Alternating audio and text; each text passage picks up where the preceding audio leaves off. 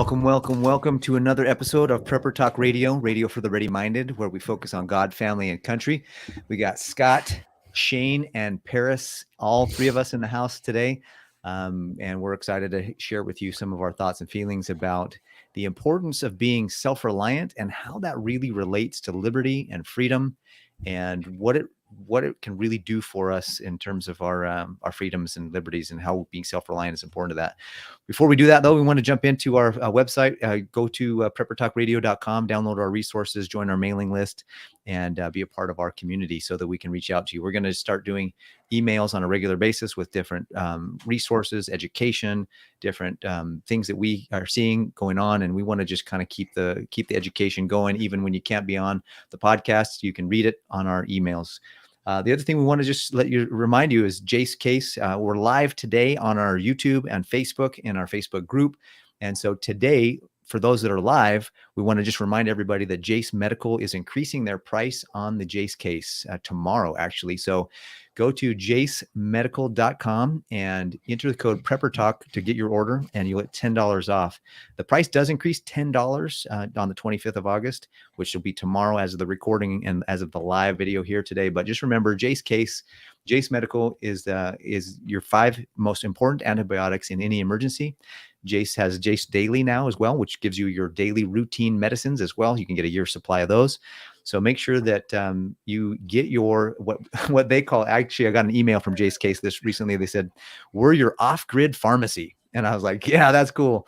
So the off-grid pharmacy, get your go to jacemedical.com and enter code PrepperTalk. Whether you're doing your daily meds or your antibiotic emergency Jace Case, get $10 off. So thanks so much for that. And let's move on. The thing I like about Jace is I've got my emergency antibiotics, right? It's taken care of. And then I go get the Nicola Pellion book, and I'm learning how to create all my own natural remedies for so many things. And with both of those, I'm more resilient, right? I don't have to rely on Walgreens or whatever pharmacy or whatever else when things go sideways. If it's for a week, a day, or whatever, I'm set. Yeah, we definitely don't want to say, just because we like Jace and we all have their kits, that's the only option, right? I mean, right. The more diversified you are, I have it. I'm not a big fan of pharmacia myself, but there's gonna be a time when I need those antibiotics for myself or someone else. So that's why I have a kit. So yeah, awesome. So I did a video recently on my channel talking about, we all, if anybody's been paying attention, the idea that we've been mandatorized, we've been controlled, we have world powers telling us what to do, whether it's some medical issue or whether, it's just being beholden to the man with our economy going the direction it is, the dollars devaluing, just everybody. There's so many people that are feeling neglected. They're feeling overlooked. They're feeling misunderstood. And part of the reason why is because of your own preparation. I think we're waking up to a reality of we probably haven't made the right decisions, and look where that got us, and we don't like it. So let's start changing to make new and better decisions. And so one of the main reasons why I feel like that self-reliance really leads to liberty and freedom is because, for example, let's say that you had your money in order, that you were out of debt, and you had a bunch of money in savings, and your employer comes to you and says, hey, mandatory to take this particular medical procedure or else, and you don't agree with it. If you have all your money ready to, you got plenty of money in savings, you're debt free, you've got a great skill set that you can transfer to a new place that might respect you a little bit differently. You can tell that boss to take a hike. I don't need to do it. I can do whatever I want. I got money in the bank. I got food storage. I got, 6 months supply of food. Like, you can make choices. You have freedoms that somebody who's in debt up to their eyeballs, who has no idea how they're going to, they're living month to month, paycheck to paycheck. They have more month at the end of their money than they do money at the end of their month. Yeah. And they don't have, or their skills are outdated and they're just barely skating by at work. That guy, hey, boss comes to you and tells you to do something you don't morally agree with. You're going to do it because you're going to compromise your values. You're going to compromise yourself because you don't have the preps you need, and it's not just a bunch of food. I mean, talking about like what I shared, like the money, Well, you're squared away. And that freedom is what self-reliant people and what preppers, I feel like, should be focused on, and what most of us are focused on. So that's kind of the intro to this, to the topic today. So as we were talking about this, and as we've been thinking about this coming up, like there's a movie that comes to mind for me, and I think it's called The Gambler. And in there, he talks about a concept of FU money. Have you guys heard FU money? Yeah. Uh-huh. And he's like, he says it's a certain amount of money, you have it stashed away. So if somebody tells you to do something you don't want to do, you can say FU, and you've got whatever you need. You're taken care of. You don't have to worry about it anymore. You go buy a reasonable house. You go buy, a Toyota. Like, he nails down all the things, like a reliable vehicle that's going to last a long time with low maintenance, right? Mm-hmm. That's why I said Toyota. I think that's what he actually says in the movie too. I can't remember for sure, but like, you get your bases covered, and then you don't care. Like, if someone's like, "Hey, you have to do this or you lose your job," okay, I lose my job. Wait, what? Because employers think that they can rule the world, right? Or governments think they can rule the world, and they try. And then they can take away your personal liberties, and you can, if you have the FU money, or in our case, the FU preps, which include some money for rainy days, some gold and silver, or lots of gold and silver if you can, food storage at least 90 days, 96-hour kits, car kits, emergency communications and emergency power, like, water and water filtration, like, boom. Gardens. Yeah. Right? Like, if I have a pasture with grazing animals and another little chunk of trees growing in an orchard with food always coming off of those, and then a garden, like, dude, what do I need the rest of the world for other than entertainment? There's a book I read years and years ago, and maybe you'll recognize this quote. I'll read this quote here. It says, Ayn Rand. When you see that trading is done not by consent but by compulsion, when you see that in order to produce you need to obtain permission from men who produce nothing, when you see that money is flowing to those who deal not in goods but in favors, when you see that men get richer by graft and by pull than by work, and your laws don't protect you against them but protect them against you, when you see corruption being rewarded and honesty becoming a self-sacrifice, you may know that your society is doomed. This was written well over 60 years ago. Yeah. I mean, when I read this, of course, I didn't understand. This was in high school. I read a couple of books from Ayn Rand. Didn't get them at all, but now they're so. I need to go back and read them. I need to go back and read them. They're so deep, so important. So yeah, along the same topic you're talking, Paris. I think that fits right in there. Is we're talking about self-reliance. We're talking about freedom, and I guess what that really means and how we can keep it. You have to understand what freedoms really are. And for example, I think that a lot of people want somebody who really truly understands freedom says, look, in the Constitution says we have the right, God-given right for the pursuit of happiness, the pursuit of our liberty, life, liberty, and our really should be property, but they found a different way to say that. But those are the three main things. So is the reality of freedom is, look, an agency, and liberty is, look, I want to have my life. If you infringe upon my life, my liberty, or my property, I'm going to act against you. If you don't infringe upon my life, liberty, or my property, do whatever the heck you want. You just don't. If you live your life, you live your liberties, you have your property, like, you do what you want. Leave me alone. And I love it kind of reminds me of that old saying, mind your own business. Like, no step on snake, right? Yeah. Mind your own business. Be somebody who knows what their business is, and then just be about it. Mind your own business and let others live the way they need to live. And then the other thing too, though, it's important to remember that human beings are social creatures. So we have to have community. There is an element of that where we need to have community. And as we all come together and we respect one another, and we have respect for life, liberty, and the pursuit of happiness or property, then we can coexist peacefully and have abundance. And synergistically work together to create that abundance. And that's where freedom really comes in. When we get the Karens of the world and we get the evil people of the world that want to control everything and take control, then that's when we start having problems where freedoms start to deteriorate. And we have things like no disrespect to the police officers, because I do believe that they're doing a great work.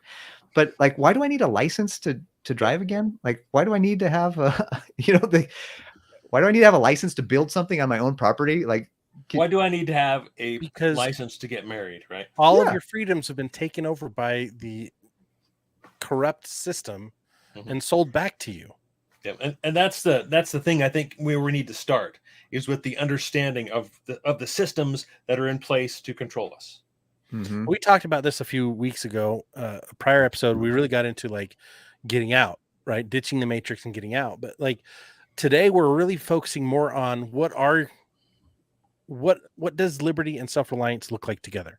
Because it is one and the same, right? If you look at our founding fathers, the Mayflower, I've got a lot of us can track people back to the Mayflower. I've got people in my family that came over on the Mayflower. They came here for a new, fresh start, and they wanted freedom, especially religious freedom, so bad that they left England, and some of them left Scotland by way of England, and they ended up here in America, which was at that time wild unknown. Nobody knew what was going to be. They just were told, hey, there's this place you can go. And the next few groups that came over, one of my family members came over as a slave, knowing that he would have to work the rest of his life for someone else just so he could be here in America. He wanted to be free from England so bad, the daily squashing of the thumb. He wanted liberty enough. He'd rather be a slave to someone else and be in America where there's opportunity than not. Indentured servant? No, he was an actual slave. He wasn't an indentured servant. His brother came over as an indentured servant, and once he worked off his debt, he then saved up money and bought his brother's freedom. That's awesome. 12 times great grandfather, 11 times. But what's crazy is he basically got sold into slavery in England to come to America. And yes, he was white. There's not a lot of people that talk about their white slaves. There were white slaves. He came as an actual slave, and he was never intended to be free until his brother got out here and was able to free him. Mm-hmm. Yeah, I read a quote while I was kind of researching is, "We are not descendants of fearful men." I don't remember who that was attributed to, but just think about what it took for our ancestors to, however they got here, to America. That took a lot of courage, a lot of preparation, and a lot more than we can even, I think, comprehend today, and just our comfortable lives. Well, I think that's one of the cool things about being a prepper. Like wherever you fall on the spectrum, from the doomsday far end, 3% over there, to the far end of like, I'm just trying to get more self-reliant and a little bit safer and have some kits in the car to get home, or 96 hours worth of food, right?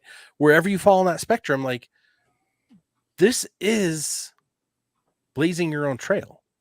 This is creating your own resilience. This is like, there used to be, I'm missing the words right now, but like the edge or the frontier, right? The edge of America, the frontier, we're all the frontiermen and we're going to go tame this wild, wild west. Well, the frontier now is the unknown of our future. Mm-hmm. And if you think it's crazy now, wait 6 months. Wait 6 weeks. Wait 6 days. 6 days. Yeah. Yeah. But it can change substantially. Things get nuts every day, but substantial change every 6 months is becoming the norm. Especially with all these quote unquote natural disasters that are occurring around the world. Let's just stop saying natural. Let's just say disasters. Yeah, for real. I think you said something earlier about indentured servants, and that was literally somebody would pay for them to come over, and then they would work to pay off that debt. Mm-hmm. What's any different between buying a big house, being totally in debt, and now you got to work a 9 to 5 to pay off that mortgage? Or buy the car so you could get to work so you can pay for the car. Right. So there's, go to my financial channel and look up what I believe about paying off your mortgage. But there's I'm not saying pay it all off. I'm saying be aware that you're actually not as free as you think, and recognize that, and then work towards making that a thing of the past for your life, whether that's saving more money, investing more money, becoming more, getting a passive income, getting out of that 9-to-5 rat race, just finding ways to increase your value, and doing it with the idea of not just having stuff, but having skills and having knowledge and education and all those things, because that's important. Otherwise, you're just stuck in the matrix, just running the rat race, as an indentured servant, frankly, today, in today's world. And so get out of that if you can. Well, we are on the tax farm, is where we live. We are, and not to go, I don't want to take on a different tangent. That's kind of where this is leading, right? Because our birth certificates tie us to a Social Security, and again to a Social Security number, which puts us in the system, which we are used as collateral and chattel for the system. And like I was kind of mentioning at first, is we need to understand the system. Like you say, Paris, it doesn't mean we have to, at this very moment, fight against the system for every single thing that's wrong with the system, because what'll happen? We'll end up in jail, right? You try and not pay your taxes, not file your taxes, you're going to be in jail. I mean, you fight against the system, it just doesn't work. So we have to work within the system and still figure out how to obtain our freedom. But as you get more knowledge of how the system works, it's more insufferable to me. I mean, then you see guys like Tony Robbins or like Grant Cardone or like Russell Brunson, and all these guys that are like, they figured out the loopholes in the system to just completely and utterly destroy and become moguls in their work within the system, though, right? I mean, but the system itself has loopholes. The system itself has like cheat codes, and it's like, that to me is almost the same as having FU money. Like, if you understand what the cheat codes are, which I obviously don't, typically reserved for the ultra wealthy, right? Who wrote the rules, right? Written for them. Like, once you understand their rules and start playing some of the game by those rules, you can, it's a cheat code, right? What we as preppers are really focused more on is the longevity cheat code, right? The prosperity cheat code of, I can sleep when it rains. When those disasters come, I have a plan. I don't have to panic or run to FEMA for help. And so maybe for me, it's not called a cheat code because I'm not going to cheat the system. Well, I need to cheat the system, but I'm not going to work I don't want to work within the system. If maybe I can say this properly, maybe call it a hack.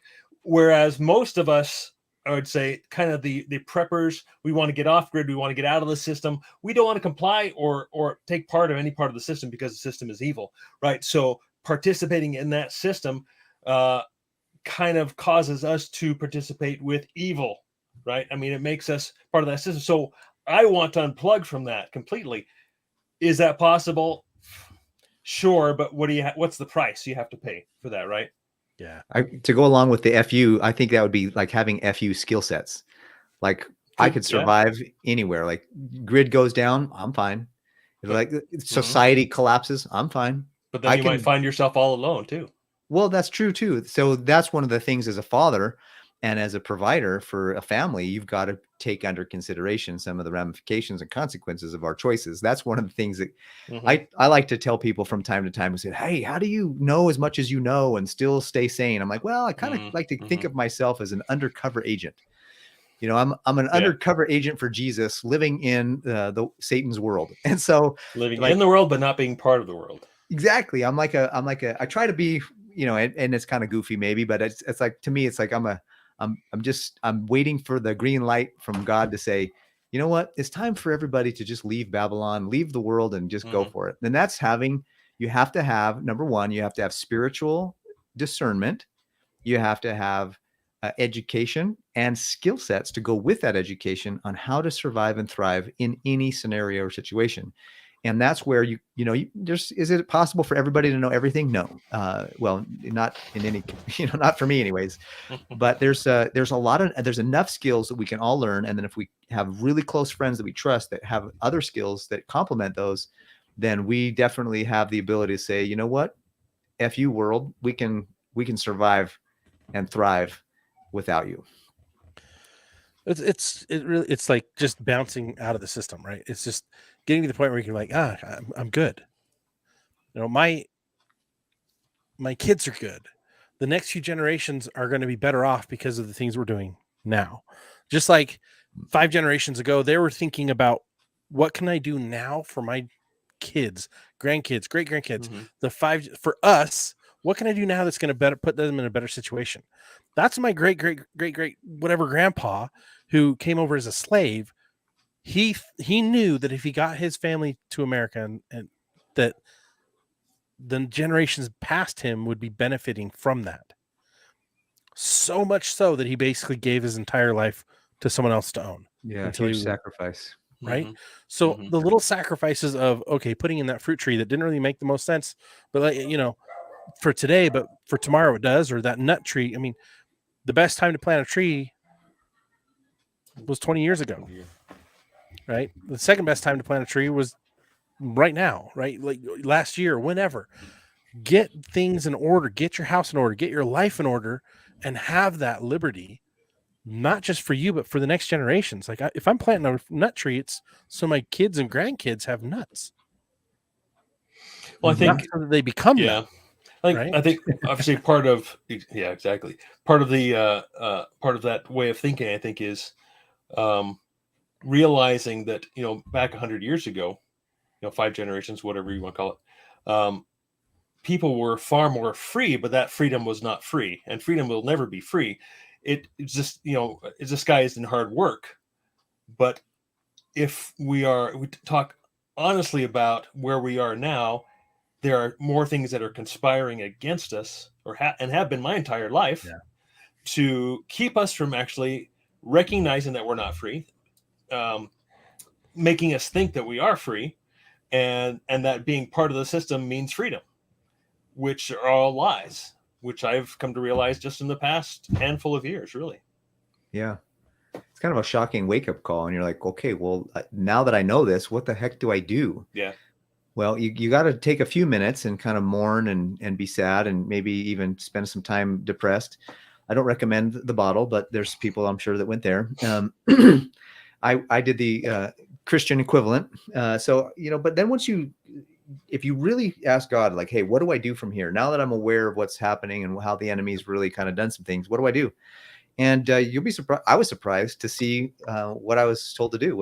I literally was told, go to work, continue to provide for your family, and keep walking the road, build and get righteous yourself. Like, get to the point yourself where you start to really understand what it is to be free, and free from sin, free from addictions, free from habits that don't serve me, free from all those things. Well, that was the first step. And then I'm still working on that. That's like this. I don't think I ever will leave that step, but it's definitely the foundational step. And then the next step is, okay, financially, how do I need to be? And spiritually, how do I need to be? And in my business, how do I need to be? And as a father, as a husband, like, it's a lot of work. Don't get me wrong. It's a lifetime pursuit to become fully self-reliant, but it's a pursuit worth everything, every ounce of effort that you can give, as far as I'm concerned. And so that's why I'm endeavoring with all of my heart anyways, to be as self-reliant as I can. And then another thing that a lot of people forget is they think that self-reliance means being by yourself or being alone. And there is a part of it that's you can take care of anything that needs to be taken care of if you were the only person there to do it. But when somebody's truly self-reliant, they've learned to become interdependent on other people who are also self-reliant. And then, if you know how to do everything, I think the perfect example is like a military team, especially a high-level special ops team. Everybody on that team knows how to do the bombs, knows how to do the medic, or at least at some level. But there's one guy that specializes in it, but everybody knows how to do the basics. And that's what self-reliant people do. You got enough people that know how to, because if the medic goes down, somebody else has got to step in to take over that role in a SEAL team or in one of the teams, you know. And so operators really get trained on all this. And so how can I transfer that to real life and develop a community of people that are like-minded, that no matter who's in charge or who's been given the assignment, you know, it can be taken care of, and you know, it'll be done with some proficiency. That's, I think, the power of it. Have you ever seen those videos where all these guys walk in and they lift up a barn and they walk it to a new location? Dude, awesome. Amish barn moving. Amish. Yeah. Or they build a barn in a day. Yeah. They can build a barn in it, but the entire community comes together. Everyone is so good at building because they focus on those skills and traditions, right? They can build it, but they also understand stand where you lift where you stand, be helpful in your community, provide value. Like, are they the perfect example? No. Just like, is a SEAL team the perfect example? No. Like, it doesn't have to be anything uniquely like special. Everyone needs to know the basics. And if you have an area where you're just like, oh my gosh, I geek out on this. Like we had Ben on the other day and he's geeked out on solar so much. He understands it way better than me. Right. Shane knows more about everything prep than I do. Yes. Right. But I know more about putting on preparedness expos than anyone. So there. Take that. I don't have much, but I'll wave that flag till I die. No, but like we all have different. And I know how to bring you two together to start a new show. There we go. To get it launched again. Reboot. But like, I have to show this comment. Okay, Crocs and Glocks. Today's generation would cut the tree down. We just talked about the trees, the nut trees and everything else for a pool, right? They'd cut it down and get rid of it.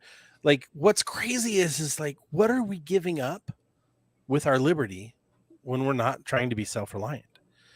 And it's like, the Amish won't give anything up. I mean, they don't pay taxes. They don't do any of that. They're completely separate. But I don't think they're the perfect example of where we want to be. What I would love to see is, as preppers, we actually start building better communities and getting more people involved around us instead of just shutting up and hiding out in our homes and not letting the people around us get involved. And it's like, I've tried to help my neighborhood get more involved and be better prepared. And I've got a neighbor who's doing that really well also, but it's like, you've got to look at it and say, okay, what aren't we doing? What could we do better? And yeah, we should be planting more trees. I don't see very many fruit trees in my neighborhood. I don't see very many gardens. We've got lots of deer walking through, but dude, those deer will be gone in minutes if something goes sideways. Mm-hmm. Yeah. And I guess, when you're talking about planting more trees, that could really represent anything, that you're doing for your kids, for anything, for long-term, thinking and preparation. And, Paris, when you were talking, something came to mind is that, it's all about choice. This is all about choice. It always is. Everything is. And the choice is it, do you choose? And everything is hard, right? Life is going to be hard. If you're making the right choices, life is going to be hard. The choice is whether, okay, do I choose the hard of living within my means, or do I choose the hard of trying to keep up paying off my bills, right? I'm in debt, and that's hard to deal with, or it's just hard to live within your means. Both are hard. Well, which hard do you choose? Yep. And I think you can go through your whole life and choose and go through and say, oh, this is hard, but this is also hard. And which brings, again, kind of looking toward planting the tree. What is the best in the long run there? So that's what I was thinking when you were talking to Paris. I like that. Yeah, I like that. I was just which hard do you want to choose? Yeah, you got to choose hard. Nothing's easy. I mean, if life is easy, why are we even living life? I mean, what are we going to learn from life? Right. It reminded me of a quote from Benjamin Franklin. It says, "Those who would give up essential liberty to purchase a little temporary safety deserve neither liberty nor safety." And that's something that we're talking about too, is that you don't rely on other people to do it for you or to take care of you, because that's the safety that you are exchanging your liberty for, because they're going to demand of you the price for them taking care of you is that they now get to say what your life is going to be going forward, because you're exchanging your liberty for that safety. Don't do that. Life is hard. Life can't be safe all the time. Yeah. We don't need to be saved from the government. We need to be saved. There's only one Savior, and it's Mhm. Jesus Christ. And as long as we attach ourselves to Him, come what may. Come what may. And this is something I need to learn too, because I sometimes get all caught up in the things that are happening in the world, and I freak out and I get worried and I have anxiety.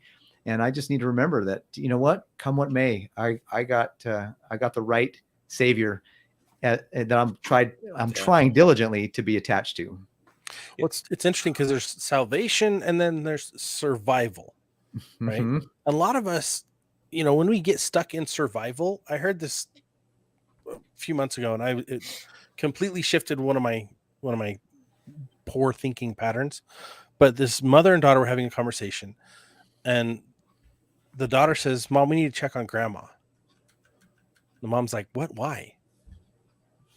"Well, she hasn't reached out in a while." "Yeah, I know. She's ignoring us, and I don't think that's cool." "Well, Mom, she's in survival mode. When you're in survival mode, you can't even think to reach out." Mhm. And there's so many people right now that are in survival mode. They don't know how to reach out. And so we, as a community, we need to start reaching out for them, right? Helping them get grounded in what's most important and how to get out of the problem. Because every one of you listening, you all know someone who's in struggle mode, in survival mode, right? Just getting through the next day. And if you don't have a purpose, if you don't have something you're moving towards, like I look towards salvation as one of my daily focuses to help me look at the bigger picture, to keep me going through, especially through hard times, right? The hard times make the good times worth it. Well, And I the good think times make the hard times worth it. Yeah, exactly. And I think just like you were saying before, is that once we all want to go on vacation, and that's kind of, people work so that they can go on holiday, right? So they can take a break. That's not why I work, right? I mean, work is satisfying to me, and vacation and relaxation is not. I just don't find any satisfaction in it.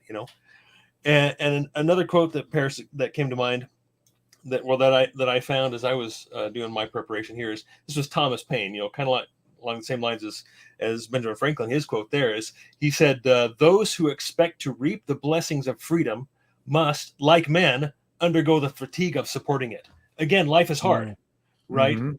Yeah. It's I like tiring, that. and I've realized, ever since I was born, the Constitution and our freedoms have been taken away from us, whittled away from us, without me even realizing it, because I was ignorant, right? Yeah. And it's been said the Constitution will hang by a thread. I think it already is. Our government's already destroyed. I have no faith in any of the branches of our government, and so it's we can kind of talk about where we're at right now, right? Is it worth fighting? Obviously, it's always worth fighting. I won't even throw that question out there, but is it worth fighting against the plan? I'm not communicating this properly, right? So, Is it worth defending your liberty?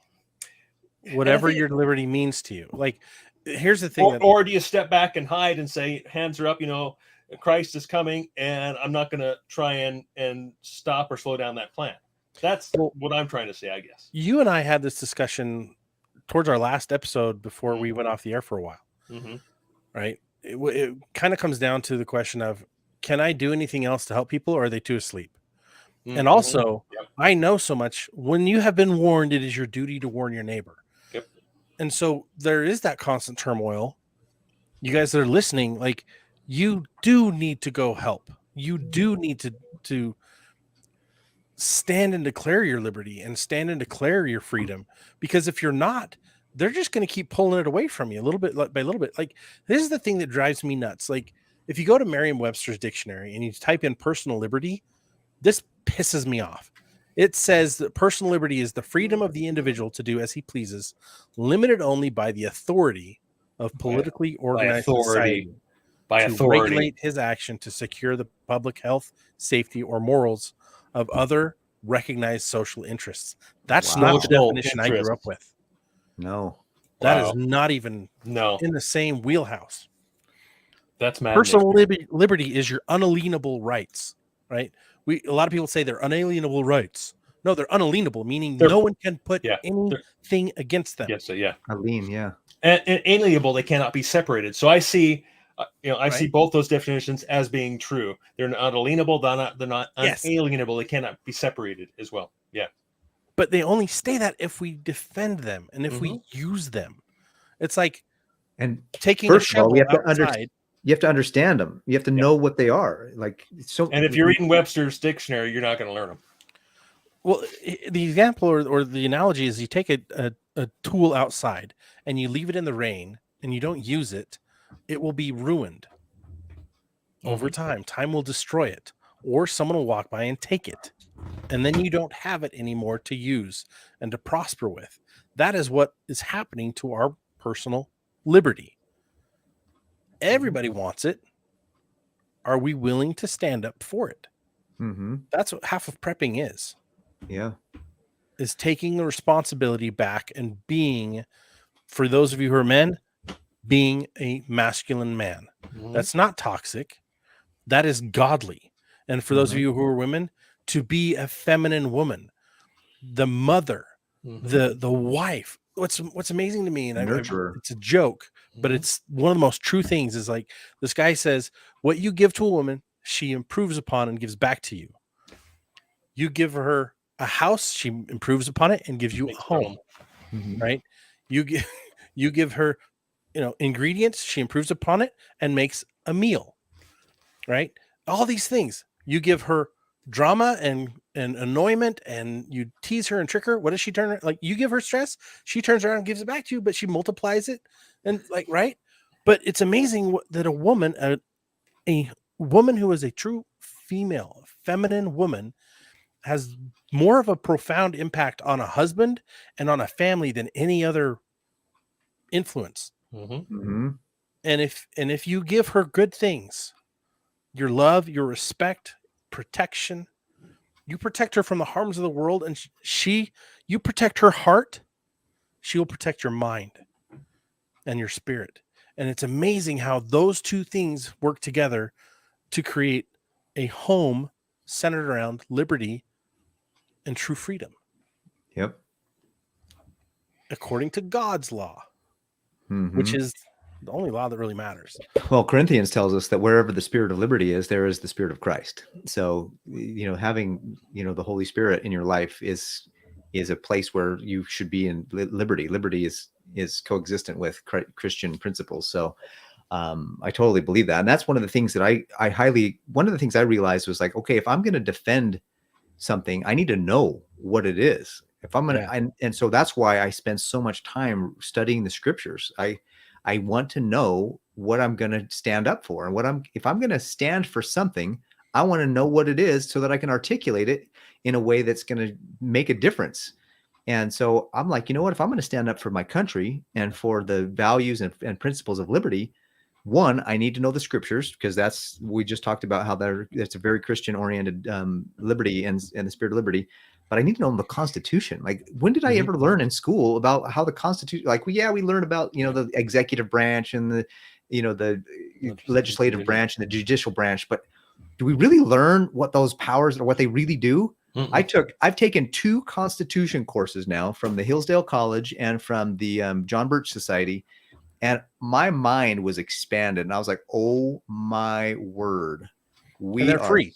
So they're free. Yeah. John Birch and Society and Hillsdale College are free.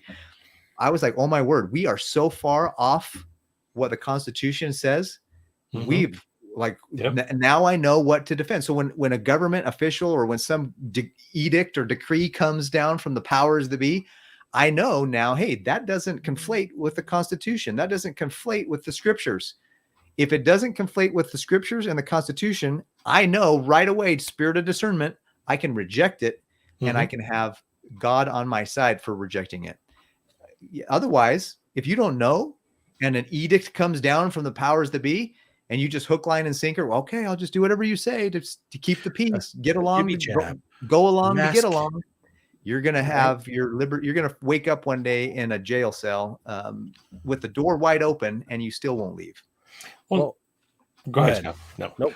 I was just going to say, again, kind of referring to the scriptures, and I forget the reference. Paris, you'll know this right off the top of your head, but the way we are captured, the way we are enslaved is through the flaxen cords, right? Very light cords pulling us this way, pulling us that way, until we are bound with Satan's chains. And that's exactly how I would say our government works. That's how politicians work. That's the social construct right now, essentially, is that we are led along and tempted and Carefully down to hell. presented with things that are that are pleasant, that seem pleasant, that are makes life easy, and there's good for everybody else, and and it's for the common good, right, and not for the individual rights. And then all of a sudden you're done. It's over. So one of the most interesting things that I've been watching lately is the things that I'm using, like the products that I'm using, clothes, the fabrics, like what's good versus what's bad. And there's, I could go like way down the rabbit hole of like there's frequencies and there's this and there's that, and also talking about like medicines and natural solutions and oh my gosh, and then the food. And this is where I'll really like hit it.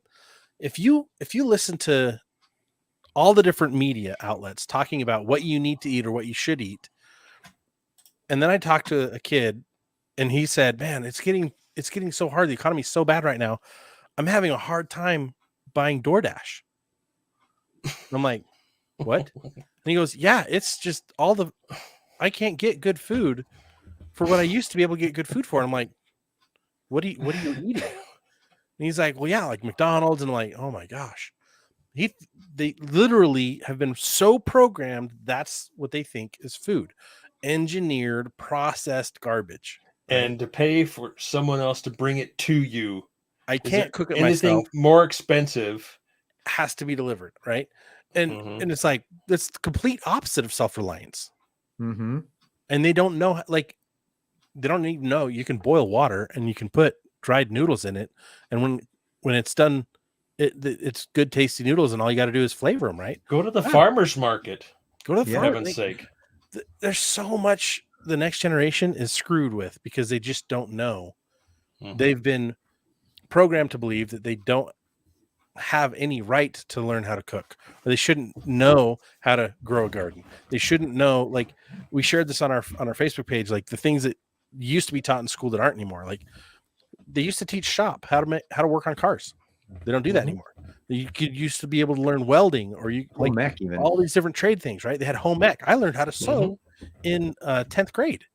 I thought it was awesome, right? All these skills. How to balance a checkbook. They don't teach it. How to do your taxes. They don't teach it, right? How to plant a garden. They don't teach it. One of my first suit, I think I snagged the cuff of my pants on something, and I knew exactly how to hem it. And because not only did I have my mom who kind of taught me those things, but I remember hemming, and I even remember like we bought the suit where we bought it for a lower price, and so it wasn't actually like tailored. And I actually did my own cuff and did my own little thing and sewed it, and it looked pretty good. It lasted for a long time, and then I repaired it when it didn't. So it really is. Here we are. I think it's funny what you just said, Scott, that here we are telling people like, let's get prepared. Let's learn the Constitution. Let's do all this stuff. Reality is this next generation, we just need to teach them how to turn the stove on. Like we need, like by the way, there's another appliance in your kitchen that's not the microwave. You know what I mean? Like maybe they even need to learn how to do the microwave because DoorDash is taking over. It's crazy. And Mike asked the question. He's like, DoorDash, Paris, is that financially responsible? No way, man. Right? And it's funny, Crocs and Glocks. COVID made it okay for everyone to be lazy. Sure did. Right? It endorsed laziness. More people went on to unemployment than ever before, and they haven't come back. Yeah, a lot of them. And they all want to stay at home and work at home and don't want to commute and don't want to do. I mean, I want to work from home. That's perfectly fine for some people, But yeah, I mean, that's just the way things have gone, and it's intentional. Just like all of this we're talking about, it's all intentional. But I want to work from home in a scenario where I have more time I could take away the time that I had Mhm. traveling to and from work and use that towards maintaining my garden. Nice. And that's what I want to Yeah. do. Like, Yeah. what's interesting is there's the whole movement, the homestead movement, which I find is so liberty focused and they don't even realize it. So self-reliant and they don't even Mhm. realize it. They're just like, I want to get back to nature and I want to be able to know where my food came from, right? Local supply chain.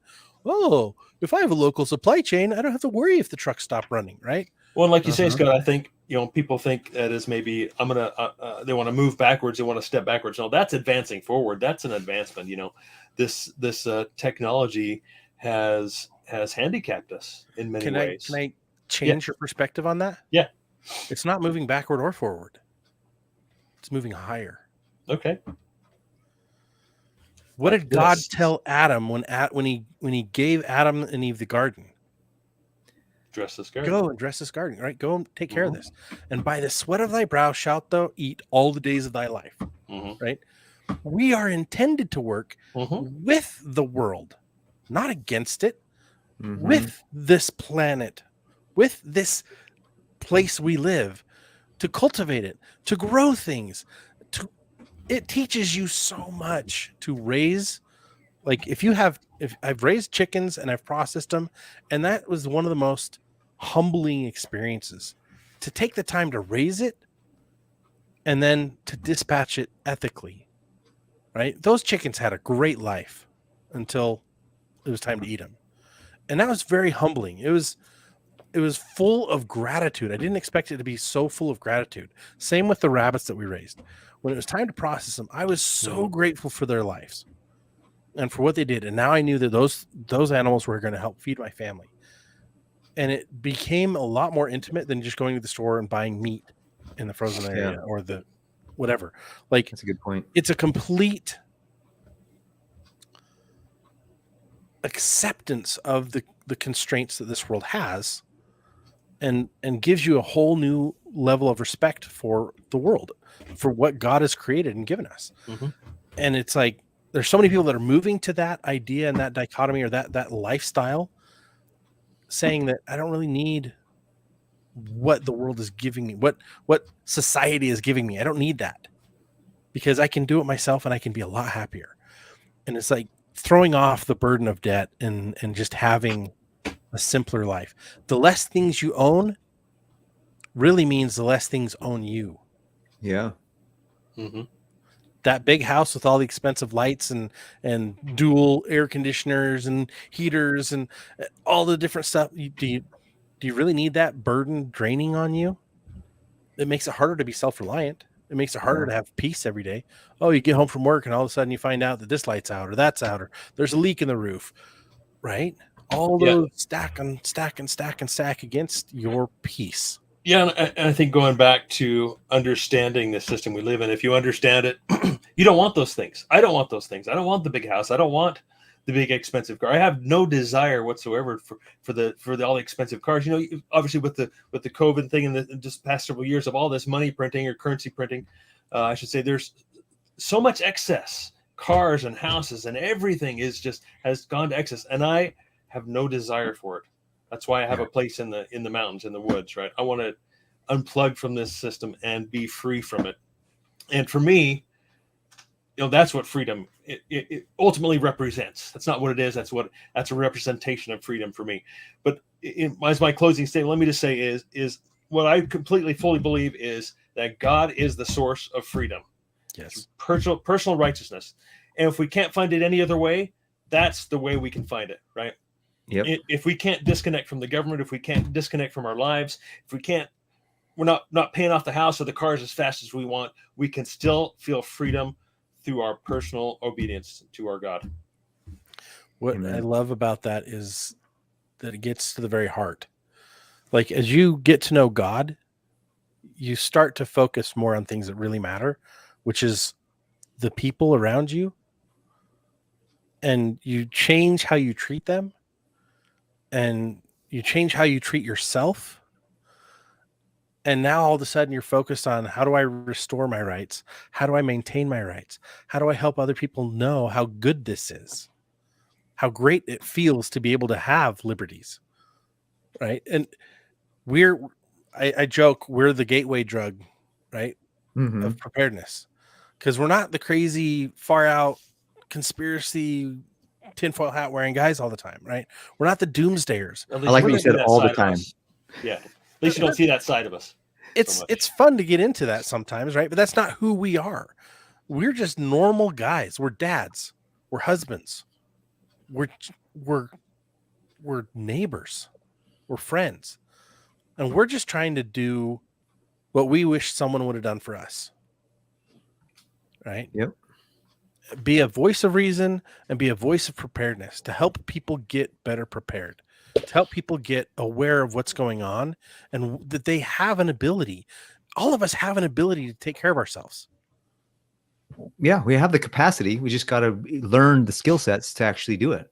My wife and I finished season 2 of The Chosen on last night, and we watched the season finale for season 2. And as we walked away from, as we got up from the couch and we started going towards, getting ready for bed, and she looks to me and she says, "You know what?